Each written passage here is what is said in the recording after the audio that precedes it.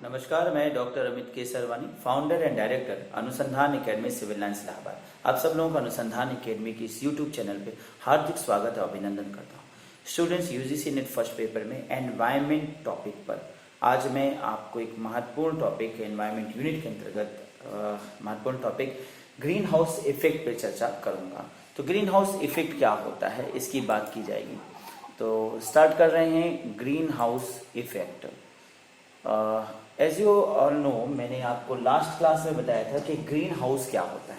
हरित गृह, मैं इस विस्तृत इस पिक्चर के थ्रू एक्सप्लेन करना चाहूँगा। हरित गृह एक प्रकार का संरचनात्मक भवन है, स्ट्रक्चर बिल्डिंग है, जो प्रायः ठंड देशों में बनाया जाता है। ठंड देशों में इसका निर्माण किया जाता है, जिसमें हरे रंग के कांच के घर या शीशे के घर या प्लास्टिक के घरों का निर्माण किया जाता है, जिनकी सारे बिल्डिंग पे दरवाजे खिड़की हर जगह हरे रंग के कांच लगाए जाते हैं या प्लास्टिक्स लगाए जाते हैं, जिससे सूर्य की किरणें इस घर में प्रवेश कर सकें और प्रवेश कर तो सकें परंतु बाहर न निकल सके, क्योंकि हरे रंग के कांच की विशेषता है कि वो सूर्य की ऊष्मा को अंदर आने देगी पर बाहर नहीं जाने देगा।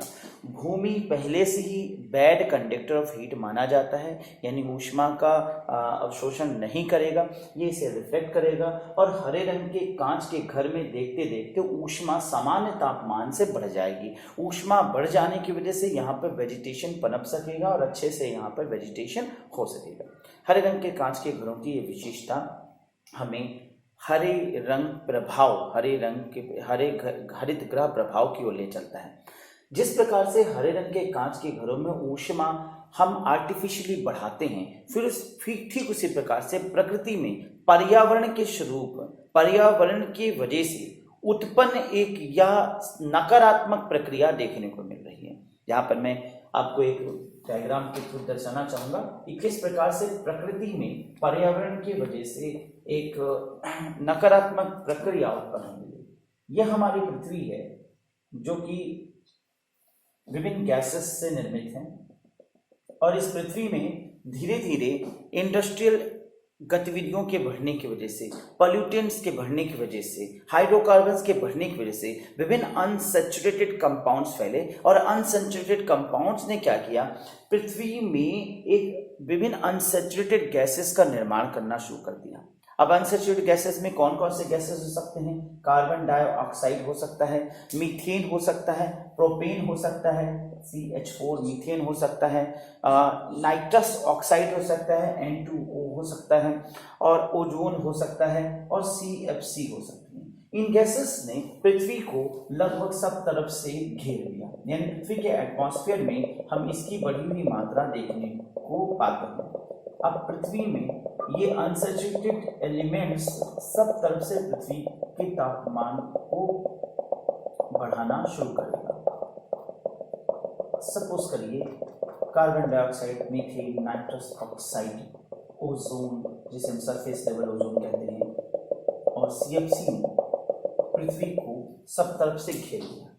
सूर्य से आने वाली किरणें, पराबैंगनी और अन्य किरणें, वो पृथ्वी के अंदर, तो पृथ्वी के पास आएंगी और पृथ्वी के अंदर प्रवेश कर जाएंगी। लेकिन ये देखा गया कि इन गैसेस ने एक प्रकार से हरे रंग के कांच का रोल अदा कर दिया। ये इन्हें बाहर नहीं जाने देंगे और वापस रिफ्लेक्ट करेंगे पृथ्वी के ऊपर। परिणाम स्वरूप समान सतह का तापमान ग्रो कर जाएगा, उठ जाएगा, और पृथ्वी के ऊपर का तापमान बढ़ने लगेगा। देखते देखते ग्लोबल वार्मिंग की स्थिति उत्पन्न होने लगेगी। ग्लोबल वार्मिंग, पृथ्वी का जो सामान्य तापमान था वो दिन में बढ़ा और रात को ठंडा हो गया। लैंड ब्रीज, सी ब्रीज, तमाम प्रक्रियाओं के माध्यम से देखा गया कि दिन में तापमान बढ़ा और रात को ठंडा हो गया। परंतु अगर हम देखें तो यहाँ पर पृथ्वी में दिन में तापमान बढ़ा परंतु रात को ठंडा नहीं हो पाया। क्यों नहीं हो पाया? क्योंकि जो एटमॉस्फेयर में, मैंने यहाँ पे एक डायग्राम बनाया है, इसको देखते चलिए। ये पृथ्वी है और पृथ्वी के चारों ओर कुछ gases carbon dioxide, methane, nitrous oxide, ozone और सीएफसी ने एक घेरा बना दिया। ये हरे रंग के कांच का रोल अदा कर रहे हैं, हरे रंग के कांच के घरों जैसा रोल अदा कर रहे हैं। सूर्य से किरणें आई, ऊष्मा लाई, पृथ्वी के अंदर ऊष्मा आया।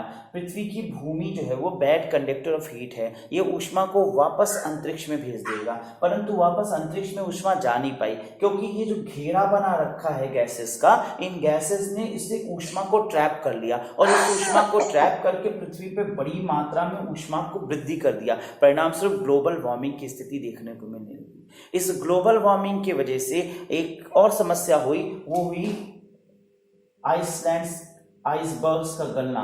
परिणाम स्वरूप आइसबर्ग्स गलने लगे और बादल वृद्धि होने लगी, यानी वाष्पन बढ़ा, प्रेसिपिटेशन होने लगा और पृथ्वी पर ये बादल निर्मित कर गया। आपको सच बता दें, बादल सबसे बड़ा ग्रीन हाउस इफेक्ट पैदा करने का रोल अदा करने लगा। यानी गैसेस के रूप में देखें तो इन गैसेस का तो रोल है ही, लेकिन वाटर वेपर, अब आप समझिएगा, वाटर वेपर यानी H2O वो लगभग 36 से 70% मेजर कंट्रीब्यूटर हो जाता है ग्रीन हाउस इफेक्ट पैदा करने के लिए। बाकी अदर्स को हम देखें तो कार्बन डाइऑक्साइड 9 से 36% तक, 26-36% तक कह सकते हैं, और मीथेन की बात करें तो 4 से 9% तक, और नाइट्रस ऑक्साइड की बात करें तो ये 3.5 से 4% तक, और ओजोन की बात करें तो 3 से 7% तक, और जीएफसी भी लगभग 2 से 3% तक। यहाँ पर अगर अब देखें तो लगभग 26 से 70% तक सबसे बड़ा रोल हो जाता है वाटर वेपर का, यानी बादलों का। अब बादल क्या होते हैं? बादल पानी के घेरे हैं जो पृथ्वी के ऊपर, पृथ्वी को चारों तरफ से घेर लिया और पृथ्वी पर नीचे अंदर ऊष्मा बढ़ गई और वो जब वापस जाना चाह रही है तो ऊष्मा को वापस जाने नहीं देगा, नेगेटिव रोल अदा करेगा। इस प्रकार से कांच का घर बना देगा, पृथ्वी को कांच के घर के रूप में ढक डालेगा और पृथ्वी को चोट पहुंचाने लगेगा। इस प्रकार की प्रक्रिया की वजह से देखा गया कि पृथ्वी पर ऊष्मा की वृद्धि होने लगी, हरे रंग के कांच घर निर्मित हो गए। यहां पर इस प्रभाव को हम कहेंगे ग्रीन हाउस इफेक्ट, इस प्रभाव को कहेंगे ग्रीन हाउस इफेक्ट, हरित ग्रह प्रभाव।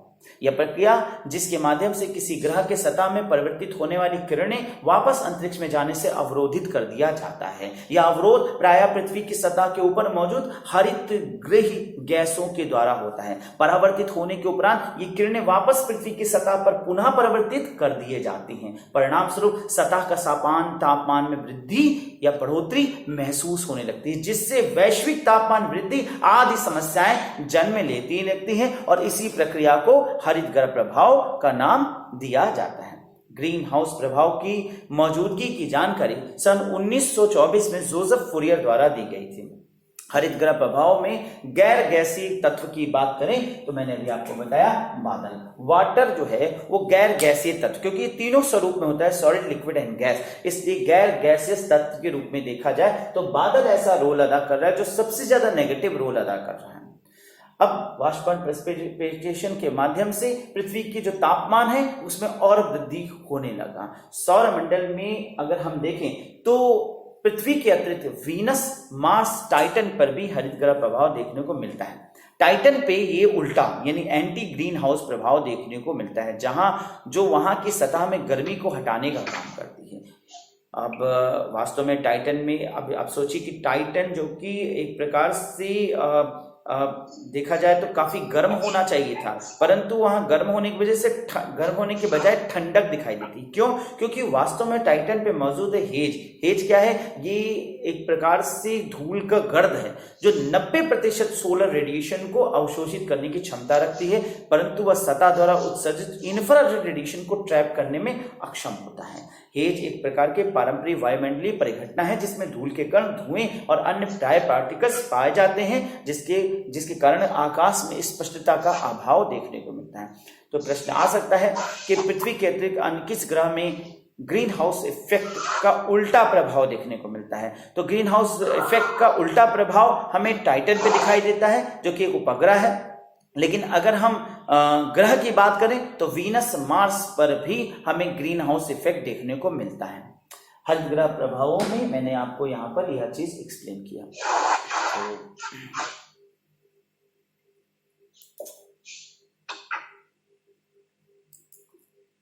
जाहिर सी बात है आपको ये वीडियो अच्छा लगा हो, अच्छा लगे तो इसे ज़्यादा से ज़्यादा शेयर करने का प्रयास करिए। मैं चाहूँगा कि इसे मैक्सिमम आप लोगों को कहिए, लाइक करें, शेयर करें और कमेंट ज़रूर लिखें, जिससे मुझे मोटिवेशन मिलता है, मैं नए वीडियोस बनाने के लिए और भी उत्साहित होता हूँ। स्टूडेंट्स से एनवायरनमेंट पे बहुत से कुछ और नए टॉपिक्स के साथ जल्दी हम नए वीडियोज़ में आपके साथ मिलेंगे। तब तक के लिए नमस्कार, धन्यवाद।